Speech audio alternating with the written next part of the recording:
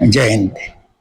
आज एक कहानी आपको मैं सुनाता हूँ जिसका बहुत गूढ़ अर्थ है और इस अर्थ को आप लोग समझिएगा। उसका क्या अर्थ है मेरे कहने का, आप लोग जरूर निकालिएगा।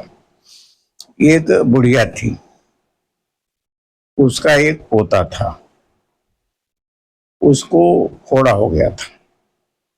वो दवा कराती थी और वो डॉक्टरों के पास, वैद्यों के पास जाती थी। तो वैद्य बताते थे कि अगर यह गुड़ न खाए तो इसका फोड़ा ठीक हो जाएगा। अब कोई कहते कि गुड़ ये छोड़ दें, वो तो गुड़ छोड़ दे। तो उसने कहा कि बेटा गुड़ मत खाओ, गुड़ खाने से ही तुम्हारा रोग नहीं ठीक हो रहा है। लेकिन वो नहीं माना, खाता रहा। फिर और तमाम लोगों से कहलवाई, जो गांव घर के बड़े लोग थे, भाई कह दीजिए मान जाए, गुड़ ना खाए।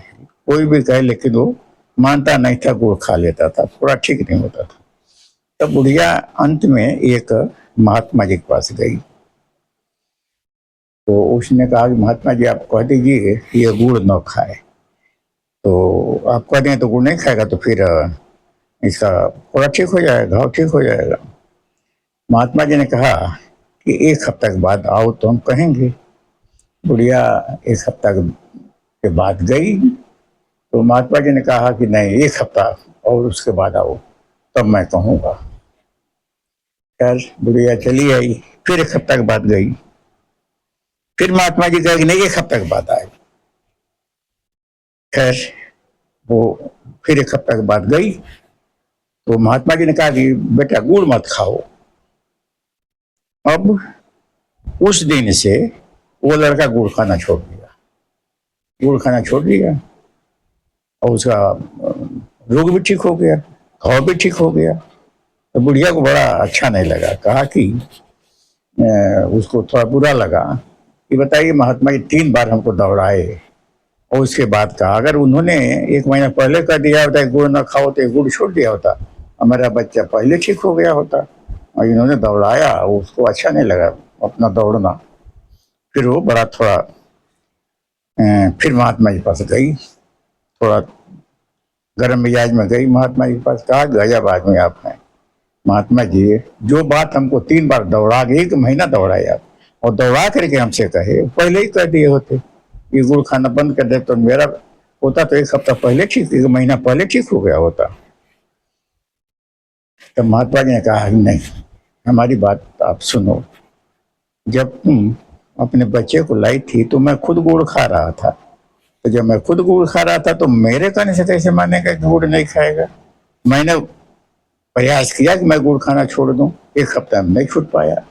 दूसरे सप्ताह में तुम आई तो भी गुड़ मैं नहीं छोड़ पाया था। तुमको मैंने कहा भाई 1 हफ्ता के बाद आओ तो कहेंगे। फिर 1 हफ्ता के बाद आई तो मैंने कोशिश किया गुड़ छोड़ दे, लेकिन नहीं छूटा। तो कहा तुम अगले हफ्ते आओ। तो अगले हफ्ते आई तो तब तक मैं गुड़ खाना छोड़ दिया था। टोटल गुड़ हमसे, मतलब गुड़ का याद भी हमको नहीं आता था, गुड़ खाना बिल्कुल मैं भूल गया। और तब मैंने कहा इसे गुड़ खाना छोड़ दो, तब इसने गुड़ खाना छोड़ दिया। तो अगर जो खुदे हम गुड़ खाते हैं और दूसरे को कहें कि मत खाओ तो उसका प्रभाव नहीं पड़ेगा। प्रभाव तब पड़ेगा जब हम खुद वो काम न कर रहे। हम कहते हैं कि झूठ मत बोलो, तो क्यों नहीं झूठ बोले? क्योंकि मैं खुद झूठ बोलता हूँ। मैं कहता हूँ कि ईमानदारी से काम करो, तो मेरे कहने का क्या प्रभाव पड़ेगा? मैं खुद बेईमान हूँ, मैं ईमानदारी नहीं का पालन नहीं करता हूँ। तो इसी तरह से जब टोटल हम गुड़ खाना छोड़ दिए, गुड़ हमसे हमारे दिमाग से भूल गया, तब हमने उससे कहा तो वो भी गुड़ खाना छोड़ दिया। तो ये मतलब एक सोचने वाली बात है कि जब तक उपदेश देने वाला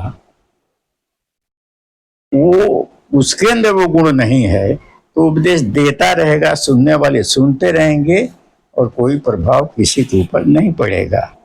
अब एक गंभीर बात आपसे हमने कहा, अब गुड़ और बुढ़िया और महात्मा वाली कहानी आपको मैंने बताया। अब इस पर विचार कीजिएगा। जय हिंद।